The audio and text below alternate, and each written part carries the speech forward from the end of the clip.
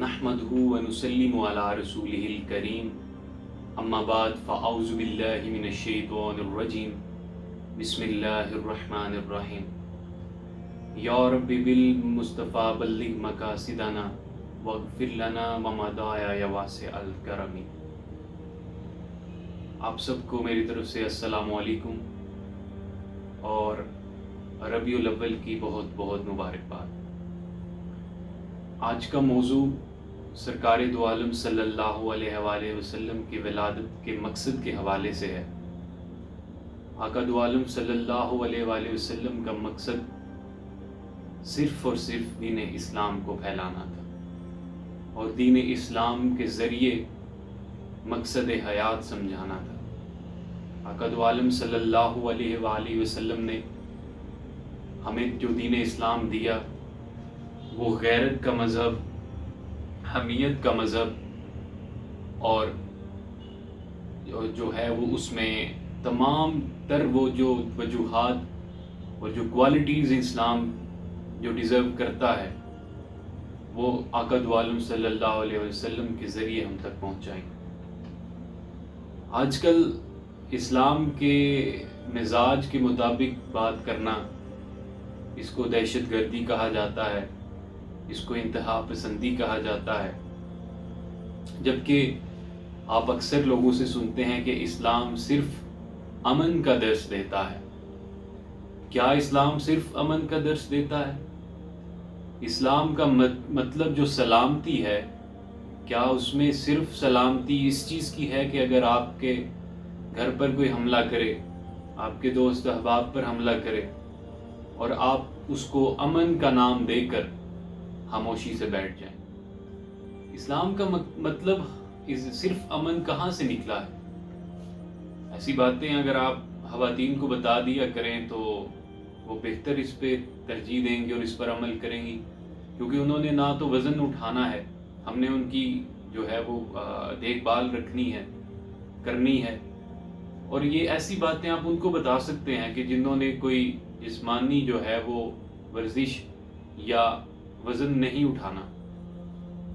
تو آپ لوگ اسلام امن کا درس دیتا ہے، یہ چیز کہاں سے نکال لائے؟ زیادہ دور نہیں جاتے، ابھی امریکہ کے صدر بینجامن فرینکلن نے کہا تھا کہ if I have a chance to choose between righteousness and peace, I will choose peace۔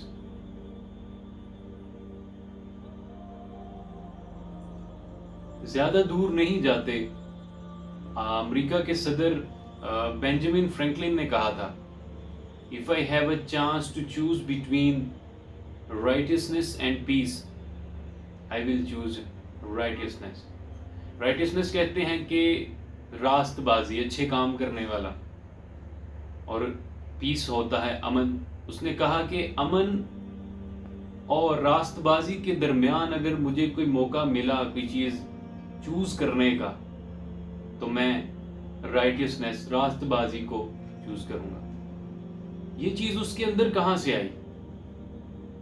کیونکہ وہ بھی جانتے تھے کہ امن اس نام پر حاصل کرنا، آپ پر حملہ ہو رہا ہے، یہ بغیرتی کی علامت کہا جائے۔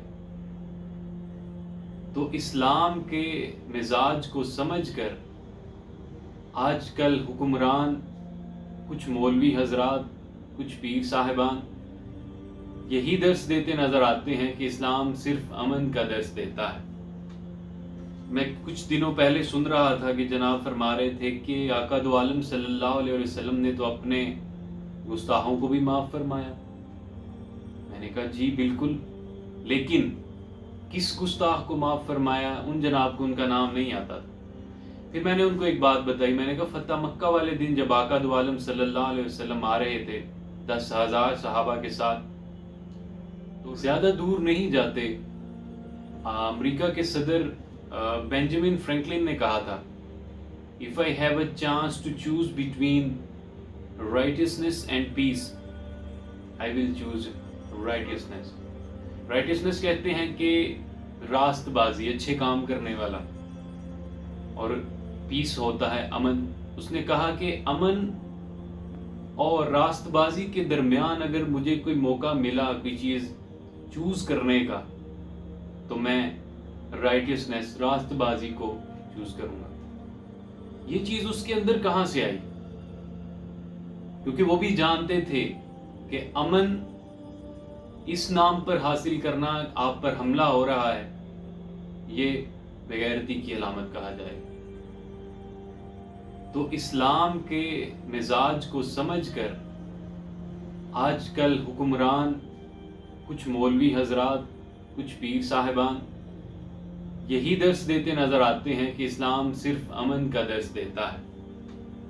میں کچھ دنوں پہلے سن رہا تھا کہ جناب فرما رہے تھے کہ آقا دو عالم صلی اللہ علیہ وسلم نے تو اپنے گستاخوں کو بھی معاف فرمایا. میں نے کہا جی بالکل، لیکن کس گستاخ کو معاف فرمایا؟ ان جناب کو ان کا نام نہیں آتا تھا.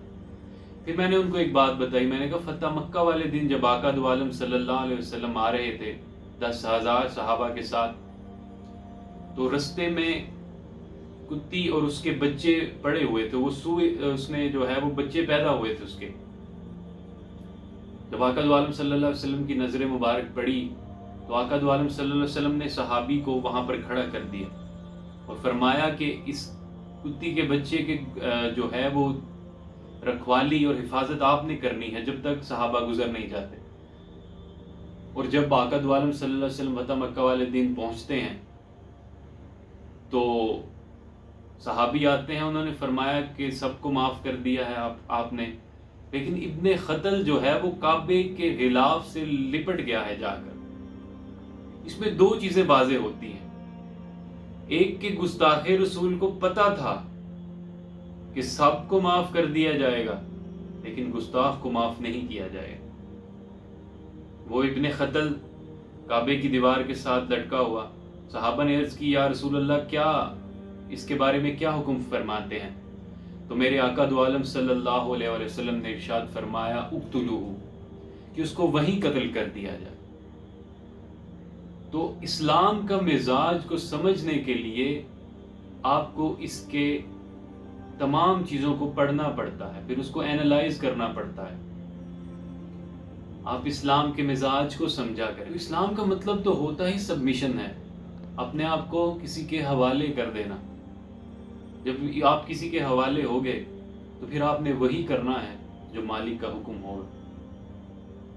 ایک اور آیت کو بڑے غلط تناظر میں لیا جاتا ہے، اس کا نظریہ اور اس کے جو معنی ہیں وہ بہت غلط ڈائریکشن میں لیے جاتے ہیں.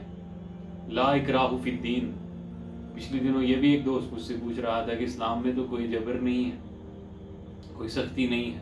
میں نے کہا بالکل نہیں ہے. کسی کو ہم نے ڈنڈا مار کر اسلام قبول تو نہیں کروایا، کسی کو زبردستی کر کے ہم نے کلمہ نہیں پڑھوایا، لیکن جو اسلام کے اندر داخل ہو گیا اس کے اوپر پھر ہر حد لاگو ہوگی. جو اسلام کے قوانین ہیں وہ اس پر لاگو ہوں گے. ابراہیم علیہ السلام نے بھی یہی فرمایا تھا اللہ سے، قولوا اسلمت، کہ میں تیرے حوالے ہوں، اب جو تو فرمائے گا میں تیرا ہوں، جو تو کہے گا میں وہ کروں گا.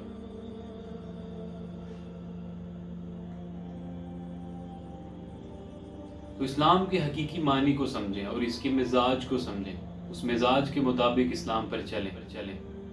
اور آقا دو عالم صلی اللہ علیہ وسلم کا مقصد بھی دنیا میں آنے کا یہی تھا کہ اس قوم اور ملت اور اس امت کو حقیقی رستے پر چلانا، اس کو وہ رستہ دکھانا جس پر چل کر یہ دنیا آخرت میں کامیاب ہو سکے. آقا دو عالم صلی اللہ علیہ وسلم کے ہم پر اتنے احسانات ہیں کہ ہم ساری زندگی بھی اس کا شکر ادا کرتے رہیں تو اس ایک احسان کا بدلہ بھی نہیں چکا سکتے. تو اتنے احسانوں والے نبی اور اتنے رحیم نبی، اتنے کریم نبی صلی اللہ علیہ وسلم کے جو احسانات ہیں اس کے بوجھ تلے ہمیں ان کے لیے کچھ نہ کچھ کام کرنا چاہیے. اور آقا دو عالم صلی اللہ علیہ وسلم کی ولادت کو، جشن کو منانے کا طریقہ بھی یہی ہے کہ آپ گلیوں کو سجائیں، لوگوں کو کھانا کھلائیں، یہ تمام چیزیں کریں. یہ ہمارا ایک ایکسپریسنگ، اس کو کہتے ہیں ایکسپریشن آف لو. یہ ہمارا پیار ظاہر کرنے کا ایک ذریعہ ہے. اس یہ جائز ناجائز میں کچھ بھی نہیں ہے. یہ ہمارا ایک پیار ظاہر کرنے کا ایک ذریعہ ہے.